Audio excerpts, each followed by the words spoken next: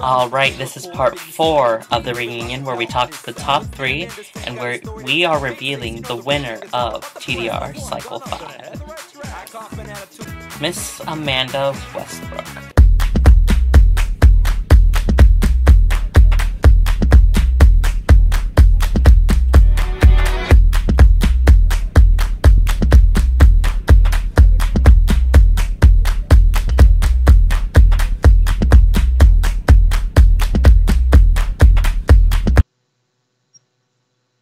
Hello everyone, it's me, Amanda Westbrook, and I'm here to answer your questions for the TDR Cycle 5 reunion.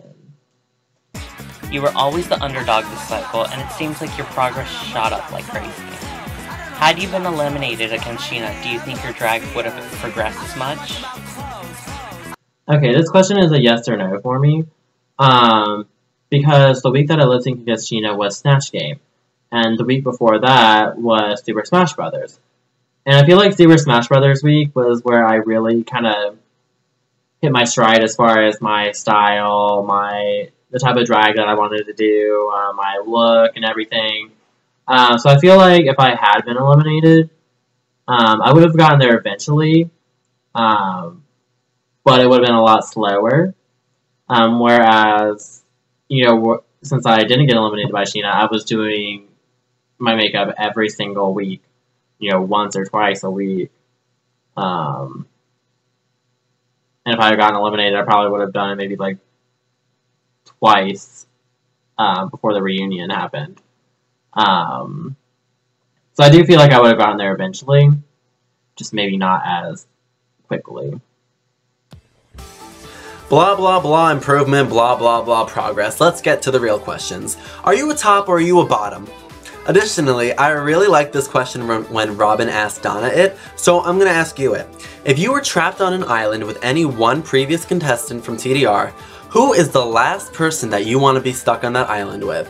Spill the fucking tea, bitch. Spill it. It's funny you ask, Garde. No, but the real question is, are you a top or bottom? No, but in all seriousness, just so everyone in TDR history knows my preference, I am team bottom for Jesus, team hashtag bottom your way to the top, and that's all that I'll say about that. If you would like to know more, hit me up in my inbox. To answer the second part of your question, I don't really have a lot of beef with any of the TDR girls. The only ones I really talk to are the ones in my cycle and the Unplugged chat. And I feel like I like them all pretty much. If I did have to answer this question honestly, though, I would have to say Miss Cyber de la Rose. Now, I'm sure Cyber is a lovely person, but there's just this kind of feeling I get where she likes the other contestants more than she likes me, just based on some of her posts. And if I do have to refer back to Gods and Monsters Week, where I won the challenge as Aphrodite, and, here I am happy that I won, and scrolling down the TDR tags, seeing all the posts about me, and you hit Cyber's essay that's, about the size of fucking Montana, detailing why I suck. And so, shit like that kind of hurts. And I feel like, ever since then, she's kind of maybe not liked me. I may be completely wrong. I would love to get to know you, Cyber. I've just never talked to you before. But yeah, I feel like you'd probably kill me if we were on an island together. Just the feeling I have.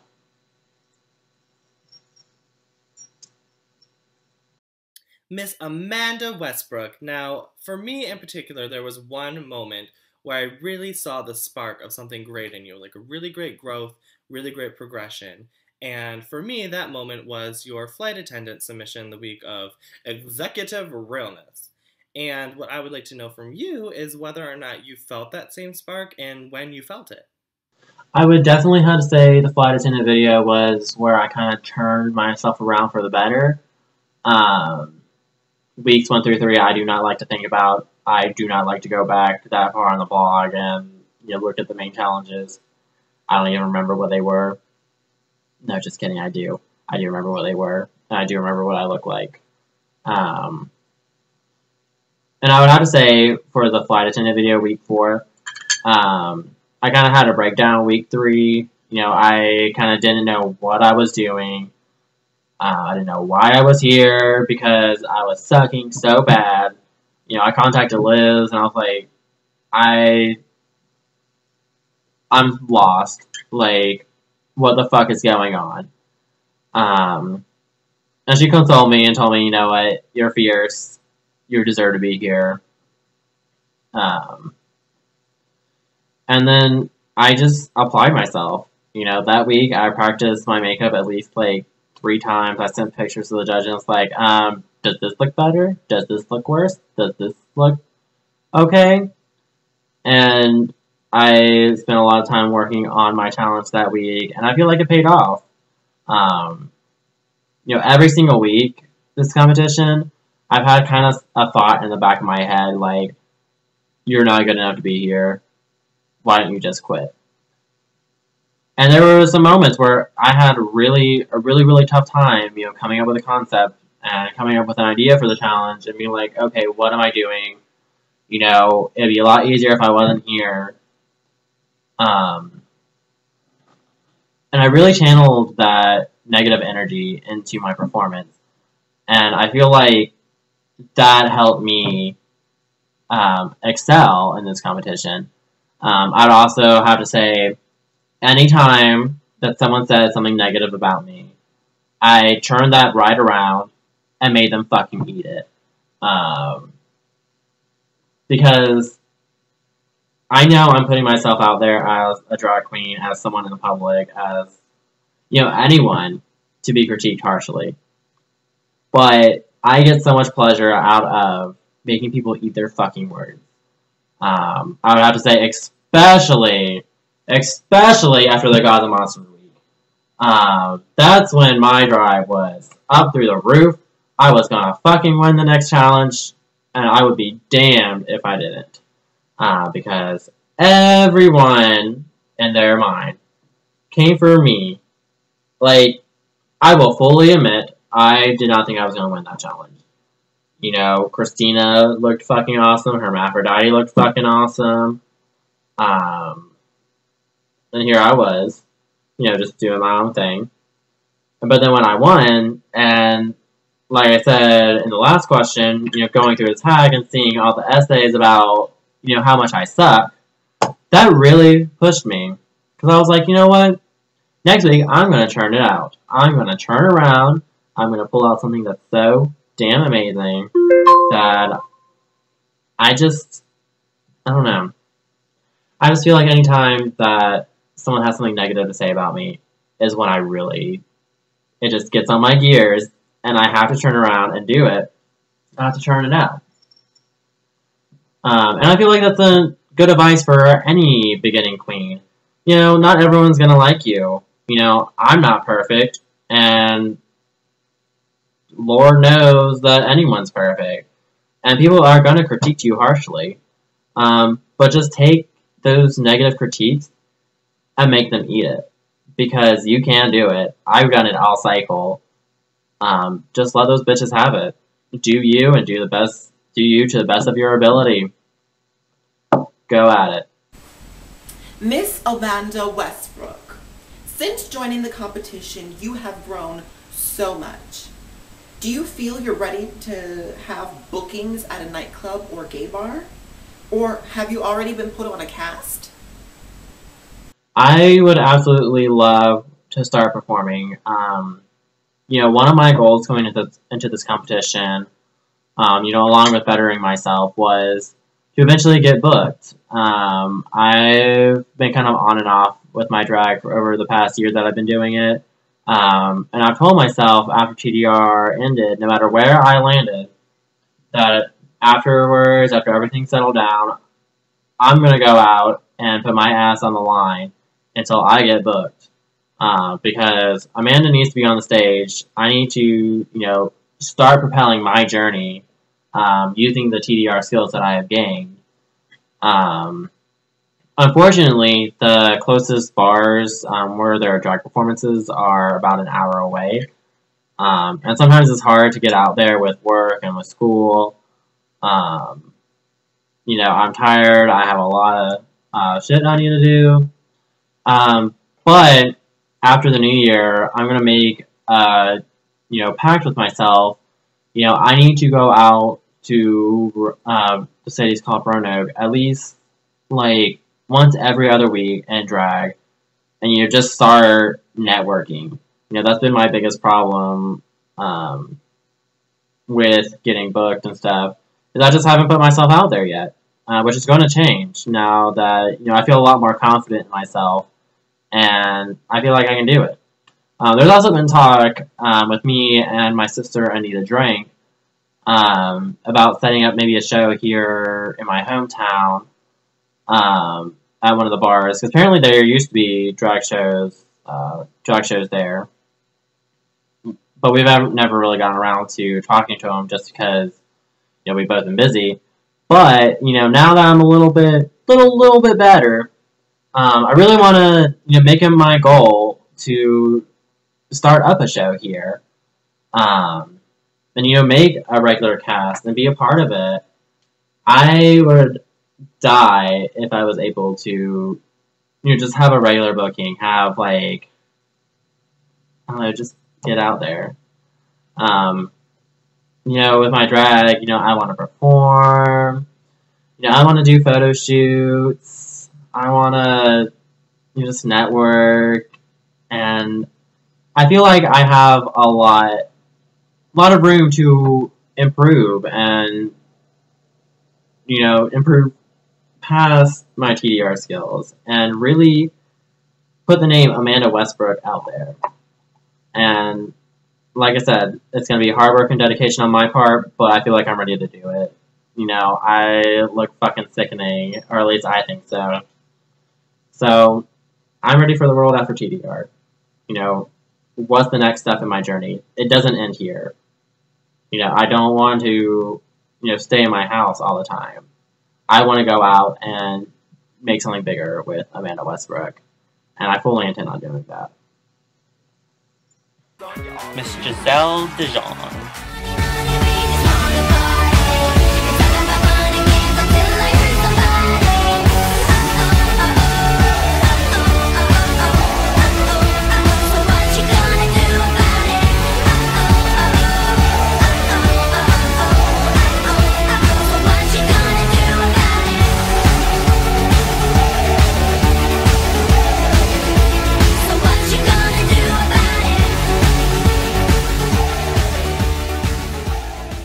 Hi everyone, it's Jazelle Deon, and I'm here. I need my drink, BRB. Ooh, my ass is coming through, watch out, ooh yeah. I ain't trying to fuck up my lip gloss, so mama has to use a straw.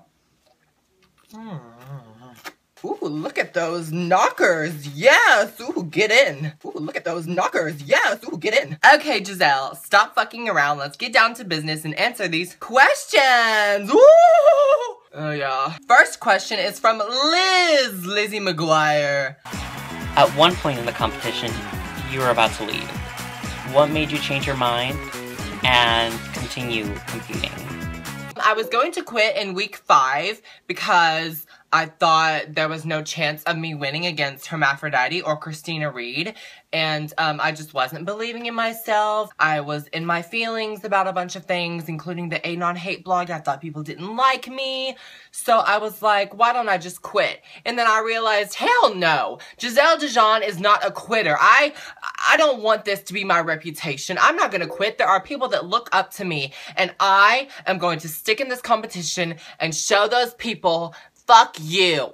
I can do it. I knew that there was a chance that I could beat Krystina and Hermaphrodite if I just believed in myself and kicked ass, and that's exactly what I did. So if you're doubting yourself, just channel your inner Giselle, say fuck the haters, and wear it out. I knew that there was people that did believe in me and did support me and did want me to win.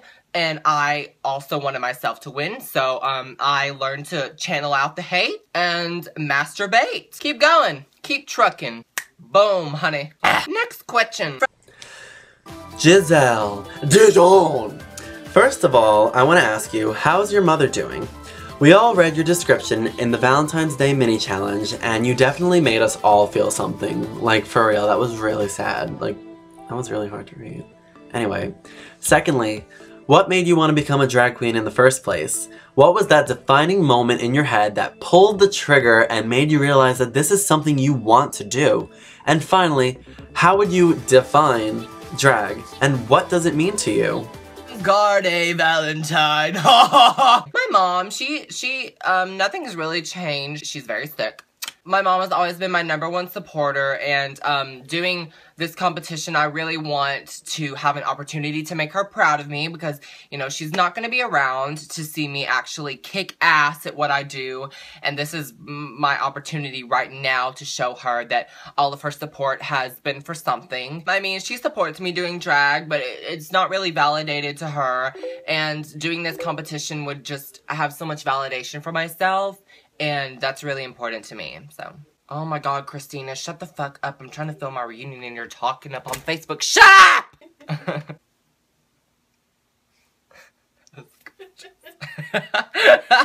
Well, I never really saw something. Krystina! Shut up! I never really saw something or heard something that made me think in my head, I'm gonna start doing drag. No, I've always done it instinctively ever since I was a kid. I put on heels, I wore makeup, I just always knew that it's something that I enjoyed doing. Whenever I had an opportunity to entertain or perform, I always wanted to do it as a female because males are just so fucking boring to me. Oh my god, just so lame. Whenever you're a female, you can be a badass bitch, and that's what I like about it. I didn't know that drag was a thing, and whenever I found out through RuPaul's Drag Race that people actually did drag and made money off of it, and it was a career, I was like, oh my god, I've been doing this my whole life, but I didn't know it was actually a thing. So that's whenever I started referring to myself as a drag queen. Doo-doo clock. And finally, how would you define drag and what does it mean to you? I would define drag as expressing your talents through another gender. What does drag mean to me? Drag means fucking everything to me. Growing up, I went through so many phases. I went through wanting to be an actor, wanting to be a singer, wanting to be a makeup artist. And when adults asked me what I wanted to do as a grown-up, I didn't have a straightforward answer for them because there was just so much that I wanted to do. And now when adults ask me, I can just say I want to be a drag queen because I can use all of my talents whenever I'm doing drag. Shit. This lip gloss is hot. Like, it's burning. Drag means fucking everything to me. It's the only thing I'm good at, and I know that I'm gonna kick ass. I know that I don't want a side job. I want to be a drag queen, do it professionally, do it full time, make them coins, and you know, it's my destiny, it's my calling. It's just always something that's spoken to me, something I identify with. I'm so passionate about it. I have so much drive, and drag fuels all of that for me. Are you okay? What are you doing? You're wandering everywhere. Giselle Dijon. So, you're another one of those queens that we've seen a lot of progression from throughout the course of this competition. And because we didn't allow descriptions in the finale for your submissions, what I would like to know from you is what you would classify and how you would describe your personal style today. Is it over? Is it really? Yes, Lacey, I have gone through an incredible amount of growth. I think that's what this competition's about, right? Growing. Not only as a queen, but as a person as well. I wouldn't say my personal style has changed. I would say that my aesthetic has changed. I think the way I do my personal style has changed, but I think I'm still staying true to Giselle. My personal style hasn't really been something that I've been able to express during the competition. When we did the Take Me or Leave Me challenge and I performed as Maureen, that was my personal style. My personal style is kind of like punk rock, pop star slut. I've fallen in love with kind of bigger is better, and that wasn't something that I really liked for myself whenever I started doing this, but after going through this competition, I like bigger things now. And bigger dicks. So yeah, I'm still a punk rock pop star slut, but it's done differently now. It's done better now. So, yeah. Clap! Miss Giselle Dijon, you had my absolute favorite audition of all of the girls. I have been closely watching you throughout the competition without showing favoritism, and you've done fantastic, just like you said you would. You definitely kept to your word on dedication. Is there any challenge that you would have done differently, or that you feel you didn't put 100% into? I think I honestly did give every challenge 100%. I definitely tried every week. Was the result that good?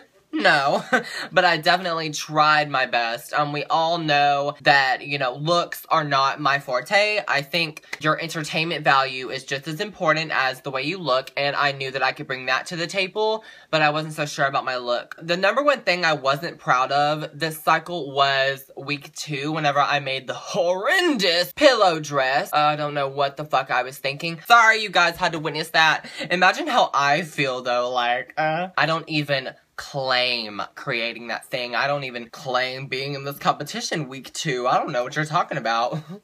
I skipped that week. But yeah, I think it was my assignment, definitely. I am not the most creative person. That's Krystina. Krystina's the creative one. I'm the fucking show-stopping silly one, and Amanda's the... She's the warm-up act. She's gonna kill me. Miss Christina Reed.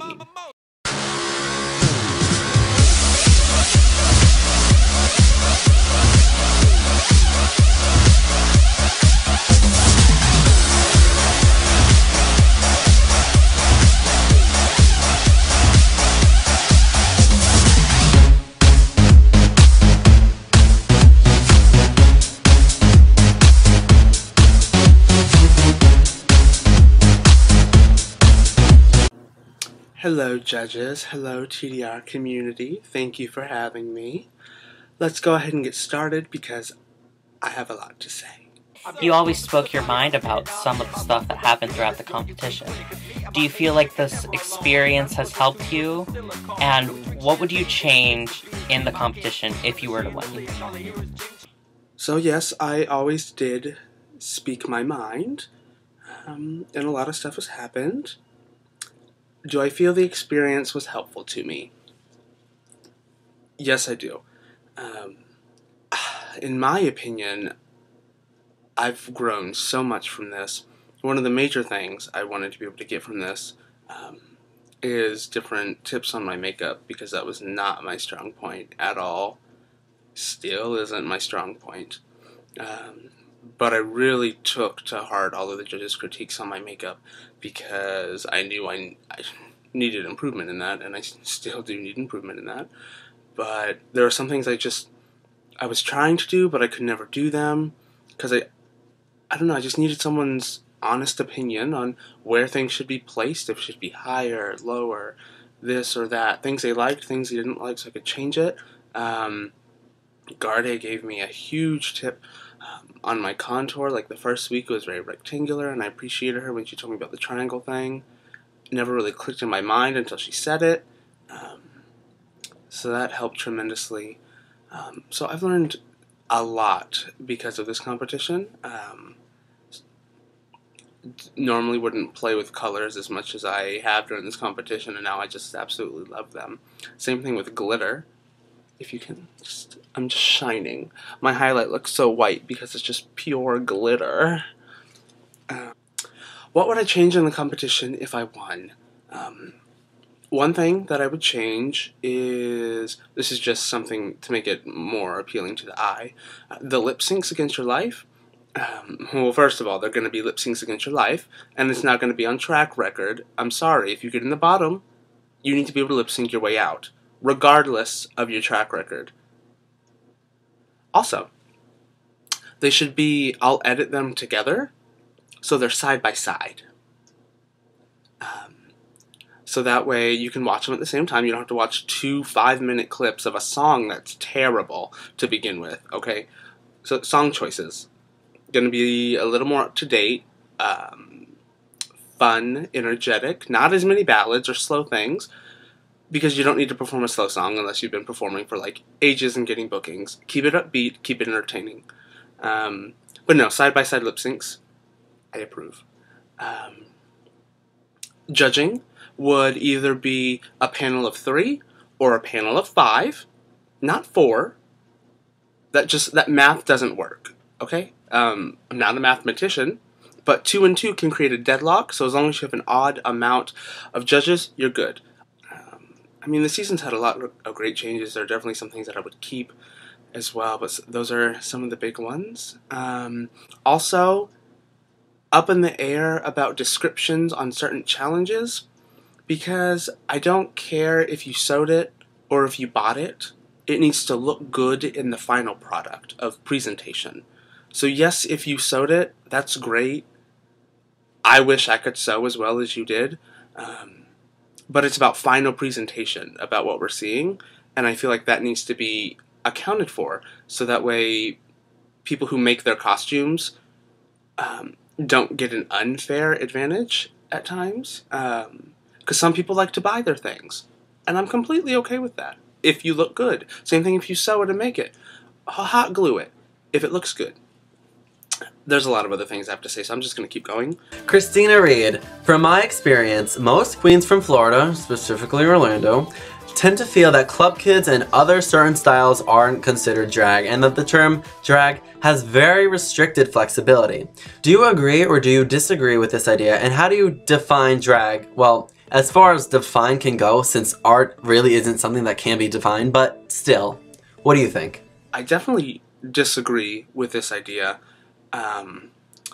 Not gonna push it to the extent that Donna Vanity said that I could wear a tutu and a wig and walk out with no makeup and call it drag, and that's drag. If you want to call it drag, that's fine, but that's not drag that's going to get you a booking anywhere. I think realistically, there's a reason I'm going to business school. This is a job, it's someone's profession, so if you're going to do it, you need to do it full out. So if you're going to do Club Kid, do it full out. If you're going to do glamour, do it full out. That's one of the things that happens in Orlando. It doesn't matter what you're doing, you just have to do it full out. Also, Orlando is run by a freaking Club Kid, if you didn't know to begin with. No, I don't agree with that. Drag can be anything that it wants to be. I can walk out looking like this and call it drag. I could have no hair on and I could call it drag. It's just however I want to present. In my opinion, I think that whatever you do should be over the top in whatever you're doing. So if you're going to put some big ass spikes on your head instead of a wig, that's great. Big ass spikes. No, but people can do what they want to do, but at the end of the day, if you want to perform in a club, it needs to be big and over the top or entertaining. Like a wow, it needs to look at something. Which is a quick point I want to bring up, and I'll bring that up later. I'll come back to that. Because I can't even with a K. Christina can't. Krystina Reed. Now, through the grapevine, I've heard that you've said some pretty disrespectful things about me during the time of the competition that I feel are completely undeserved, especially considering how much I've been supportive of you this entire experience together.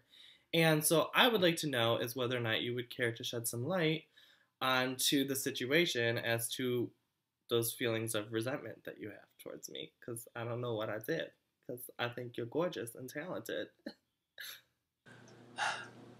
Oh, thank you, Lacey. So, you think I've said some disrespectful things about you, and you think they're undeserved, considering how supportive you've been. I do want to make a disclaimer. You have been extremely supportive of me, and I've never at any point said that you have not been supportive of me. I have appreciated all of your critiques, and agreed with a lot of them. I don't think there was ever a time where I just read a critique and I was like, what is she even saying? I don't know. I mean, same thing with all the judges. I usually agreed with everything you guys said. Taking that into account, don't dislike you as a person. Dislike you as a judge, not as a person.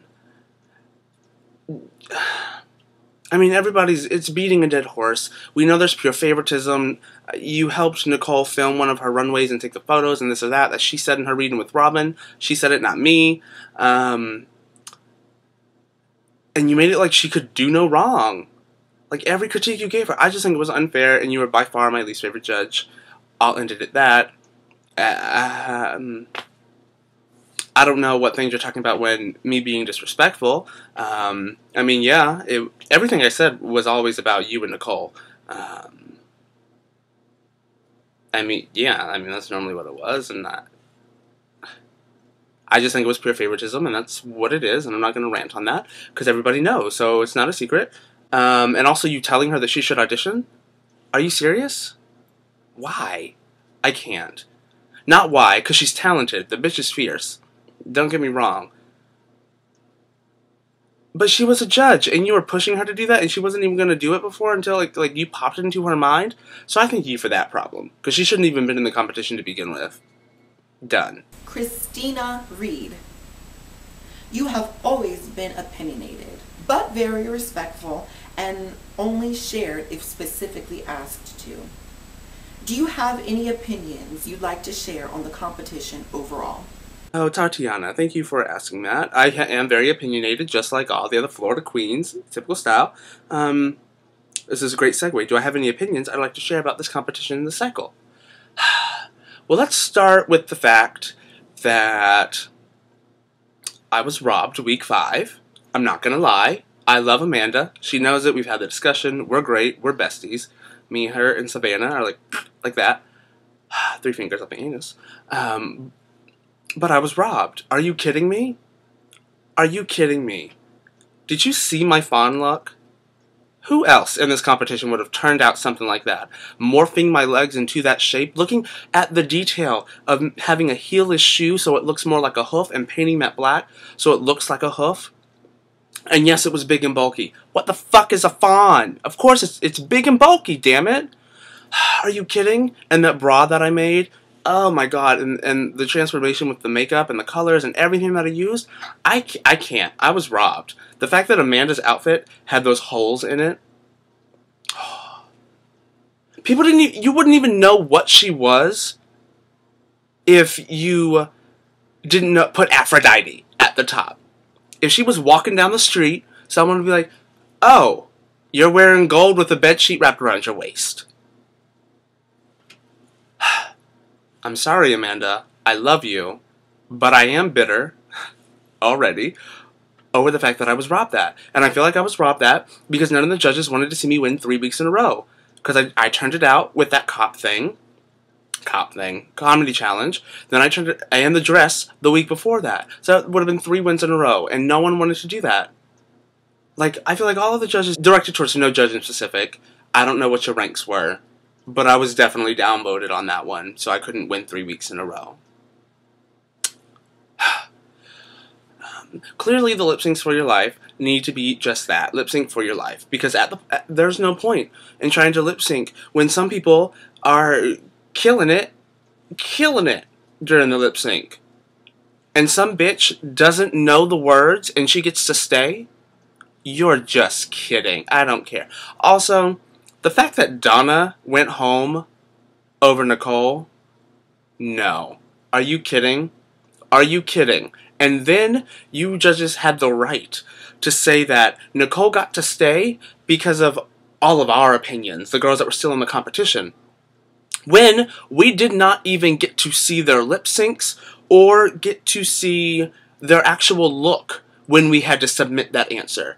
If you were going to allow us to have that kind of power over the competition, you should have let us see everyone's lip sync, and you should have let us see all of the looks. And then asked us, who do you think should have gone home? You know, just like they do on the actual show RuPaul's Drag Race. Okay, so now we're going to talk about the challenge where we had to make people over, okay? I'm sorry. Love you, Garde. Twin Rova? When some bitch can get Glinda, Someone can get Glinda. Someone can get the Queen of Narnia. Those are options. Those are options. But you, Obaba and Twinrova, I'm sorry. Me and Donna got shitty booger assignments. Oh, and someone gets Bellatrix? Bellatrix. Oh, and how dare you? So, backstage tea talking to the judges. Each of the judges got to pick their favorite witch, whatever. And most of the judges, they all were saying that they thought Twinrova was too hard. And Liz said, and I quote, "We thought you were the only one who would be able to turn out Twinrova." How dare you? First, thank you. Huge compliment. But how dare you say that and allow that to still be a choice? All of the 5 witches should have been something that each of us could turn out. Because that's fair. So then no matter who gets what, anyone would be able to turn it out. Yes, they can be difficult, but if you are to say that you thought I was the only one who could turn it out, A, that's disrespectful to the other 4 girls that are in the competition because they're sickening and they would have been able to turn it out as well. I have a huge amount of confidence in all the rest of the top 5 because any of them would have been able to turn that out. So that's disrespectful to them. And it's disrespectful for me for giving me an assignment that you thought was extremely harder than all of the others. Not fair. Compliment, yes, not fair. Also, Giselle, but her Bellatrix. Can we discuss how the challenge, you're supposed to do a counterpart, good and evil? Or the opposite is what you're supposed to do. Yes, the makeup was fabulous. The makeup job on her person was fabulous. But that was Bellatrix in prison. That means how do you get in prison? It means you're bad. That's not the opposite of Bellatrix. It's not a good version of Bellatrix. It's just Bellatrix before she was a complete badass. There, she's just semi-badass. That's not what the challenge called for. How dare you criticize me on my personal style during the finale challenge? 2 judges. How dare you tell me that that's not my personal style, and I should have done something more along the lines of the look that I submitted for the cast photo? Who are you to tell me what my personal style is and what I can and cannot do for my personal style? You can critique me on execution, and that goes for anything in the competition. Critique me on execution. Something isn't blended that well. Your eyebrows look chunky. They're not even. The wig is terrible. Comb it. Brush it. Put on nails. Bigger hip pads. Anything. That's execution. Don't tell me who I am as a drag queen. Also, confidentiality and professionalism, Liz. I love you. Especially as a person, but as a judge, you would say things to queens in the competition that you shouldn't be saying to them. Especially as a judge, there shouldn't be information that you're divulging. I should have never found out how many queens actually auditioned for the competition. I mean, how do you think that makes any of the girls feel? We were put on it because no one else auditioned, not because we were good enough to actually be in the competition. Don't disclose stuff like that. Disclosing how the judges voted, if it's 2 against 2, none of the judges should have disclosed any of that. So that's their fault for all the backlash that came onto them. Don't disclose it. It's the chair dancing one. I don't think that should have been a challenge given the nature of this competition. Asking us to do basically a sexy dance like that. No, you have to think about people's futures. Not everybody plans on being a drag queen for the rest of their life, and once something's on the internet, it's on the internet. So, a little more common sense when it comes to that challenge, because I was not comfortable at all, submitting a challenge. Also, can we just talk about how I got criticized for not improving as much as the other girls? Are you kidding? Like, half the stuff? How are all these freaking costumes that I made throughout this competition not improvement? Like, I haven't made costumes this big before. Experimented with colors like this before. Tried all these different shapes. Looking at this. And going back, I submitted, like, a androgynous R2-D2 gift wrap look. That's like Club Kid House Down. And that's drag. Going back to that point that Garde asked. So don't group all of us Orlando queens together. Because everybody's different. And you probably wouldn't want me to group you with all the New York queens. Wherever you're from. New York? Manhattan? It's New York, right? I can't. And I probably should have used this opportunity to really express, like, how grateful I am for the competition. But at this point, everybody's Team Giselle. And that's because she's posting to the tag.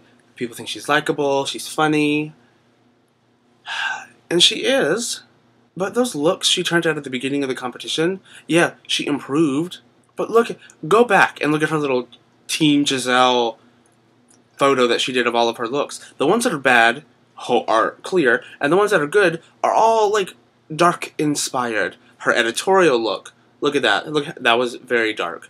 Her personal style, I mean, Jinx Monsoon, let's just copy someone else's. Are you kidding? Also, put on your heels. Are you kidding? Are you kidding? Because you are not able to dance like you would if you actually put on your heels. You would not be able to dance like that if you're actually in a club. Do you want to get bookings? Because you have what it takes. You're extremely talented. But put on some damn heels. And then talk to me about dancing. Because you can do it. Don't get me wrong. You can do it. But put on your heels. If I don't win, I'm okay with it. Because you know what?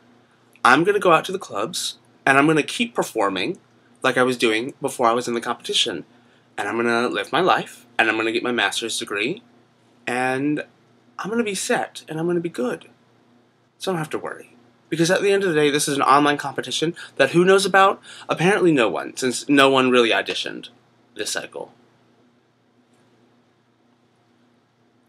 Now, would I want to change that for next cycle? Oh, you bet. Also, why is there not a Facebook page for Tumblr's Drag Race? Yes, it's Tumblr's Drag Race, but when people post photos onto Facebook, you can tag Tumblr's Drag Race that was a page and people would be drawn to it. And you can have people like that page as the administrator and send it and share it with people so they can like the page and get updates about the competition there. Because Facebook is so much bigger than Tumblr with all the connections that are there. So that's an avenue that's missing, and I think that's important when it comes to promotion. And all of the previous girls, people need to ask the judges to share this on their Facebooks, their Tumblrs, their Twitters, their Instagram. Like, all social media needs to be used. You need to be tagging all the We Love Queens, Hair to the Queens, this, that, Just Drag things. Everything needs to be tagged in every photo. And just posting as the judges. To get people to know what Tumblr's Drag Race is so they can audition. So that we can have a group of girls who don't, for the first challenge, just put on foundation and some leaves and call it a day. Now, granted, the bitch has improved drastically and looks great now compared to what she did when she started. But there needs to be a higher caliber. Or people, and also that's unfair to her. Because if the judges had waited, and if there had been enough girls, they could have waited to put Robin Cradles on the next cycle, and she would have been drastically better. And it'll make the competition stronger, and people won't just get by being safe for the first 6 weeks, turning out who knows what kind of looks that should have put them in the bottom many a time. And so, last thought, I'm so appreciative to all of the supporters and the kind fans who have reached out to me and expressed that they think I should win. And that does mean a lot, since many people don't think I do at this point. And it feels nice to be recognized, at least for the work that I have put through. I've put out a lot of great looks, in my opinion. But unfortunately, I feel like I'm probably not going to win the competition because of how vocal I've been. And that turns some people off. And that's okay. It's my own doing. I became something I didn't want to be coming out of the competition. But it happens. I have to move forward and accept with how vocal I was. Regardless, my vocality should have no impact in my opinions of what I think of people, should have no bearing on who should win Tumblr's Drag Race. I was high every week, low once. That beats any record of any queen in TDR history with the most highs in one cycle. Yes, Liz got high and won so many times, like consistently throughout All-Stars. But how many weeks was that compared to how many weeks this was? And I was still able to keep turning it out week after week after week after week. And then turn it out in the finale. Because if you're going to do a showgirl dance and not take off your outfit every time. If it doesn't stay on, fix it and make it stay on so that we can do your dance. But no, you want to take off everything you own so you can be free and move. I can't.